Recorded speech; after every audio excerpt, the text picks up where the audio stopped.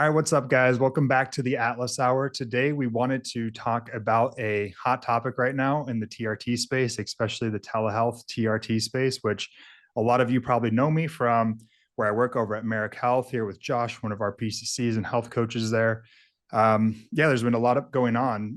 The telehealth community or all of the telehealth companies really emerged out of this public health crisis that we had with the C word, kind of changing everything and making it so that we could do things like telehealth. What they did was they dropped all restrictions that were previously in place to prevent things like telehealth. And really what was happening previously was that there's something called the Ryan Haight Act. I may be a little bit wrong on all the details of the Ryan Haight Act, but essentially what it was is I believe a kid died because he was prescribed a controlled substance online and wasn't closely monitored.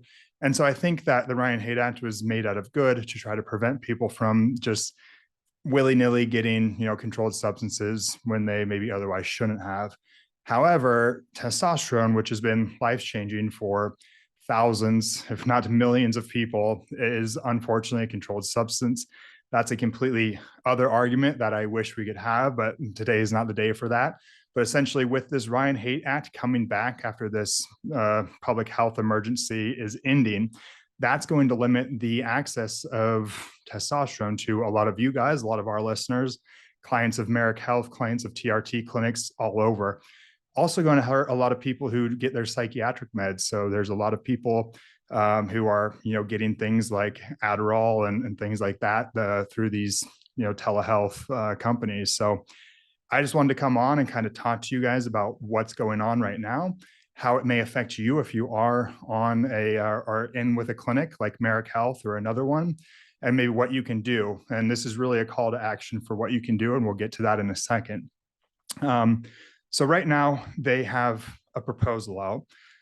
The DEA knows that this is an issue. They know that over the past few years, a lot of people have changed the way that they get their healthcare and the way that they get their medication. They don't want it to hurt people, but their proposal still isn't good enough, in my opinion. And this is where you guys can come in because we're in the stage right now that we can change it. So what their proposal is essentially there's two things that one could do.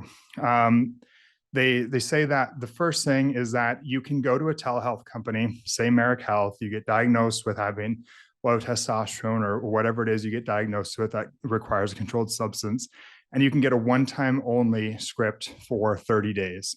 So when it comes to testosterone, those of you who listen to us know that that is not enough. When you start testosterone, you're going to shut down your endogenous or your natural production of testosterone, and you're going to need it for life, essentially. 30 days will not cut it. So that would be actually harmful to you.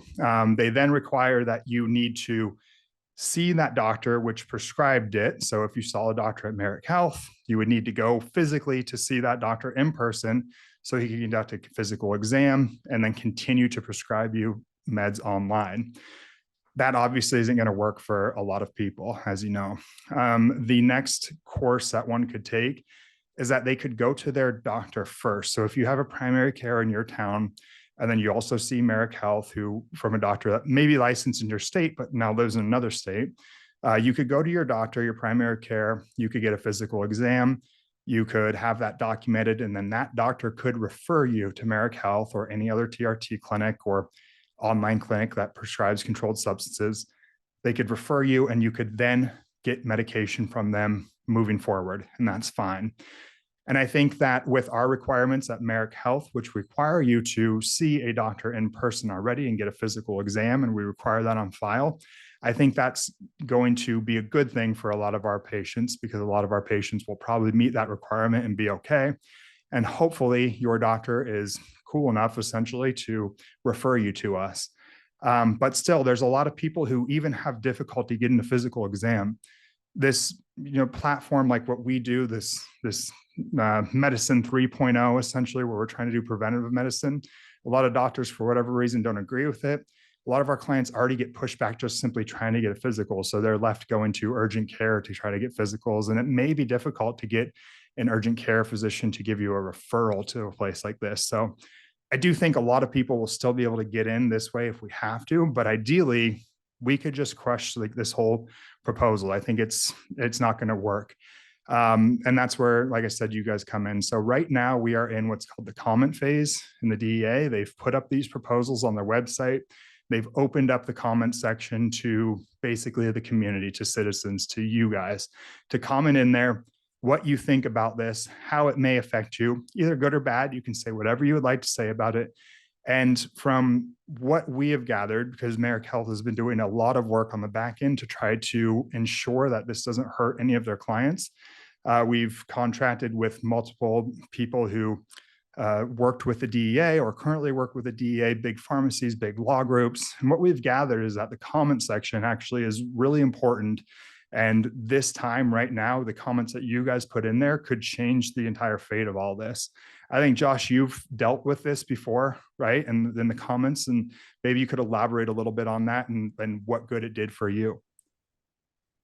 Yeah, and so as Adam was elaborating on, the comment section is really something, or comment period is one that's open for the general public to kind of, I guess, really give their personal anecdotes, one way or the other about how they feel for the proposed bill. I've actually, I know I've talked about before, worked in the medical sales industry, and we had a law that was going to impact one of the medications that we were selling at the time. And the comment period was something that was very important for us as far as our leadership kind of putting in their 2 cents for the other companies to comment on. And it actually ended up going in our favor because it seemed there was a big enough push from people from the outside providing, good insight as to why they thought that it was, a positive for this bill to actually go through. So definitely something that we hope, all of you can go and give your 2 cents on, because the one great thing that's come out of kind of the new telehealth meta or revolution is that patients are now just able to be in contact with doctors that are really on the up and up, or people that really are kind of the cutting edge in the space, especially when it comes to hormone replacement. And sadly, you may not have someone locally that you can trust, or that really is looking to treat you with hormone replacement. So that's why Merrick is so vital, because it gives anybody in wherever they are at the ability to see us and get a cutting edge treatment. Yeah. So just like Josh said, this comment period is extremely vital. And I think today, the 25th of March, if I'm correct, we only have 6 days left. So I'm going to post this today in the comment section. All I'm going to put in there is the link, so you guys can go comment on there. Like I said, if telehealth in any way, whether it be testosterone or depression medications or ADHD medications, insomnia, weight loss, whatever, if telehealth has helped you in any way, or you know anybody who telehealth has helped, please go in there and comment. We talked with like I said, an ex-DEA agent who is closely, in the mix, and he understands what's going on. And he stressed the importance of this comment section, saying that he has never actually seen any bill get, or any proposal rather, get this many comments. So that's already a good thing. But I say we shut this bitch down. Let's just freaking comment as much as we can. So you comment, have your brother, sister comment, your parents, your grandparents, your aunt, your friend, your neighbor, have everybody comment if they can, and tell them how this is a terrible idea, that we want to continue to get telehealth by, you need access to these medications, and you need to see experts. And, we just need to keep it the way that it is, ideally. I don't think that people are going to be harmed this way. People haven't been harmed over the past few years. I am all for them putting insane restrictions on opioids and things like that. That's great. And I hope that they do that, so they protect the community and we protect people from getting addicted to these things. But testosterone does not need to fall into that. Other controlled substances that help people to get off of opioids do not need to fall into that. So I think that they need to change this rule. This is my call to you guys, all of our listeners, all of our clients at Merrick, and all the clients of other telehealth companies. Please go out there, comment. Let's change this. It's up to us right now. So, drop a like below, comment. I don't even care if you comment on our thing, just go comment on their thing. I appreciate you, and we'll see you guys next time.